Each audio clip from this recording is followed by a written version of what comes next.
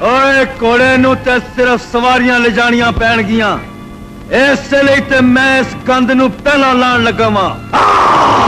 अस्सलाम वालेकुम नाज़रीन, मैं तारक सानी ते तुसीं वेख रहे मेरे यूट्यूब चैनल रहबर एंटरटेनमेंट प्लस। अगर तुसीं मेरे चैनल ते नवे हो तो मेहरबानी फरमा के मेरे चैनल नूं लाइक करो ते शेयर करो। और हस्बे मामूल आज सुल्तान राय दी बड़ी ही जबरदस्त फिल्म लैके तुहाडी खिदमत विच हाज़र हो रहे हैं ते उस फिल्म का नाम है उच्चा शिमला जट दा। 10 अगस्त 1984 बरोज़ जुमा रिलीज़ होने वाली एक रंगीन पंजाबी फिल्म उच्चा शिमला जट दा। इस फिल्म के अदाकार सुल्तान राय के मोढियां ते चढ़ के खेडण वालियां ना सुनिया रानी ए फुल तोड़न लग्या ओ हथ भी याद रखी जिन्ना तेरी डांग मुस्तफा कुरैशी, हालात बड़े तंग लगदे ने इकबाल हसन, करके अपना मुंह उस कंधवल कर ले बाजगा, की जेड़ा समंदर चुप कर जाए और बड़े बड़े जहाज सीमा, याद कर जहान खान जदों आई तो बहार, बड़ा अथरा सी जहान खान इसलिए मुंह जोर हो अदीब, एनू हथ पाण लग्या दो गल्ला याद रखी।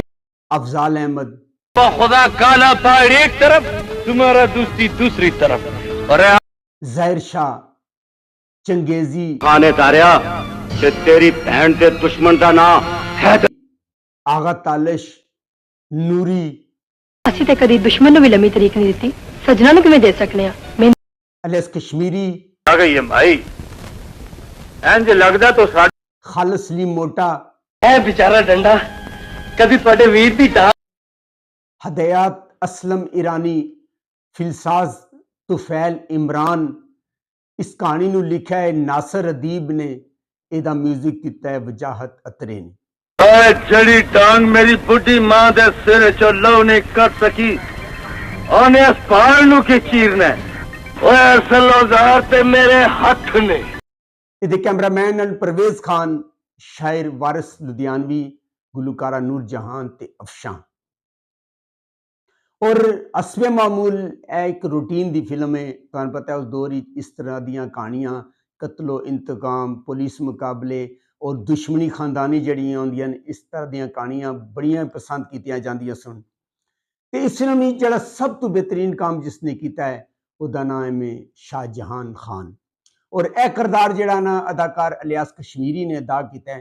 अलियास कश्मीरी हस्बे मामूल एक जागीरदार होंदा है, पर वो अपनी इंसाफ पसंदी और असूल पसंदी की वजह तो बहुत मशहूर होंदा है और हर बंदे नाल इंसाफ करता है। और जदों फिल्म शुरू होती है तो एक जड़ा शख्स होंदा है वो एक शिमला चुक के आंदा है और जहान खान के सिर ते रखना चाहता है। जदों ये शिमला रखना चाहता है तो एक आवाज़ बैकग्राउंड आती है कि तेनू कोई हक नहीं कि तू इस शिमले नू अपने सिर ते रखें उस वक्त तक जब तक कि तू मेरे नाल इंसाफ नहीं कर देंदा। वो फरियादी होंदे और आके फरियाद करता है तो जहान खान उहदे कोलों पुछदा है कि तेरे नाल की मामला है। दसदा है कि तेरे पुत्र ने मेरे पुत्र नू कतल किया है तो जदों तक मैनू इंसाफ नहीं मिलेगा तू यह शिमला अपने सिर ते नहीं रख सकता। इस तरह करके जिहड़ा जहान खान होंदा है वो इंसाफ करता है और अपने पुत्र नू कतल कर देंदा है। अलियास कश्मीरी ने फिल्म के अंदर बड़ा ही ज़बरदस्त और बड़ा ही बेहतरीन काम किया है। और सुल्तान राय ने नादर का किरदार अदा किया है जिहड़ा कि हस्बे मामूल हार बेगम का पुत्र होंदा है और उसकी एक भैन भी होंदी है। भैन का जिहड़ा किरदार है अदाकार नवी सी उन्हें अदा किया है और मुस्तफा कुरैशी ने हैदर के रोल में बड़ी ही शानदार और बड़ी ही बेहतरीन एक्टिंग का मुजाहरा किया है। और तुहानू पता है जिथे यह तीनों शेर हो जान, इकबाल हसन, मुस्तफा कुरैशी और सुल्तान राय, जिथे तीनों शेर हो जान उत्थे कमाल दी फिल्मां बनदियां। और इकबाल हसन ने कादरे दे रोल में बड़ी ही जबरदस्त एक्टिंग का मुजाहरा किया है। और आगा तालिश ने एक पुलिस अफसर का किरदार अदा किया है जिहड़ा कि मुजरमां दे पीछे होंदा है और बार बार उन्हां दे पीछा करता है। और जहर शाह का भी कोई खास काम नहीं है, वह एक रूटीन का काम है। इस तरह अदीब का भी कोई खास काम नहीं है, एक रूटीन का काम है।